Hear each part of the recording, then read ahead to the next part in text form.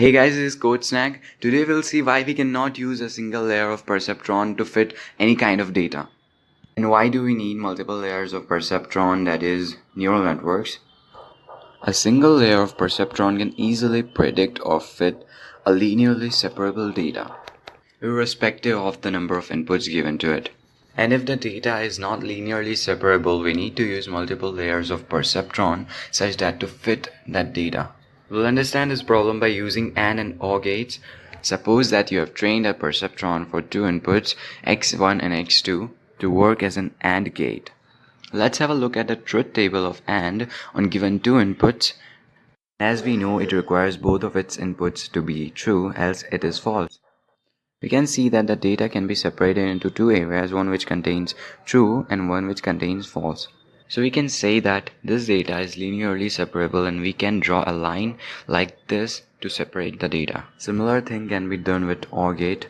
Now let's see where we cannot do this separation, that is in XOR gate. It's only true when both of its inputs are different. We cannot just draw a line and separate trues and false from any angle. So we can say that this thing is not linearly separable. So what can we do to separate them into their respective areas? Let's see how XOR gate is constructed by using simple gates and try to understand how we can do it. Make an XOR gate by using OR and AND and then ANDing the outputs from them to get an XOR gate. Similarly, three perceptrons can be trained on AND and OR and can be connected like this to produce the function of XOR. Another layer adds up to separate the non-linearly separable data. A similar set of inputs is given to both of the gates, whose outputs are passed to next layer to generate the final output. And hence the problem can be solved by using multiple layers of perceptron, which a single layer perceptron was not able to solve. We can see how these two layers work together to separate the plane into two regions, one with falses and one with trues. In other cases, if the data is more complicated, we can add more layers to properly fit the data. Let's understand this with points.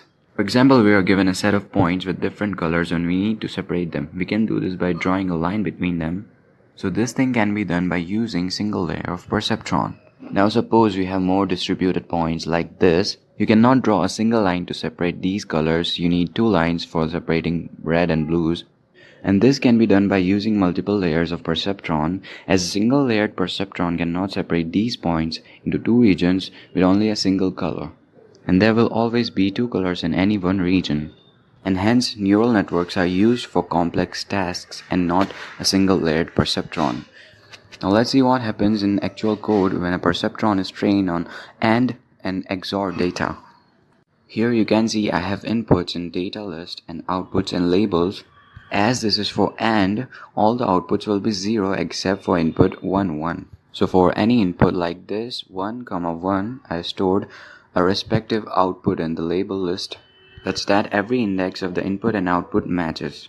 And if any of the inputs is 0, all the outputs become 0.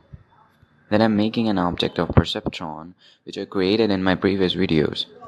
This perceptron will have two inputs, and then I'm training this perceptron for at least 70,000 times to get a random index, and then using that index to get a random sample from data and label.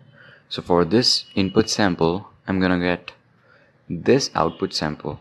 And then this loop trains the perceptron to work as an AND gate, and then we can use this perceptron to function as an AND gate. And then we can iterate through the data and pass this input to the perceptron and get an output for our input. As the AND problem is linearly separable, this perceptron can be trained on AND data. So let's try and run this thing and see what is the output. So as we can see, for every input, it is giving a prediction, and that prediction is really near to what we train on. For 1, 1, it's giving us 0.98 something, that's close to 1, so we can consider this as 1. And for every other input, it's giving us 0.0 something, so we can consider it as 0. Now let's try to do the same thing on XOR data and see what happens. So I'll go up there and change the samples. For 1, 1 and 0, 0, it's gonna be 0. And for other inputs, it's gonna be 1. So these two are gonna be 0 and the other two are gonna be 1. As in XOR, the output is 1 only if both of the inputs are different. So now our perceptron is ready to be trained on this data, Now let us run this code and see what happens when the perceptron is given inputs. And as per our understanding, the perceptron will not be able to predict the data correctly. Here you can see that for 0, 1 and 1, 0, the output is different. It's correctly predicting 1, 0 but not 0, 1. So for 1, 1 it's 0, that's correct. For 0, 0 it's 0.5. That means it can either be 0 or it can either be 1. So our perceptron is confused. Similar thing is happening with 0, 1. It's correctly predicting for two set of inputs because when a perceptron divides the region into two, there is always 50% data correctly separated, and the other 50% data will be at wrong place. So here we have proved that a perceptron cannot classify non-linearly separable data, and in that case we need to use multiple layers of perceptrons.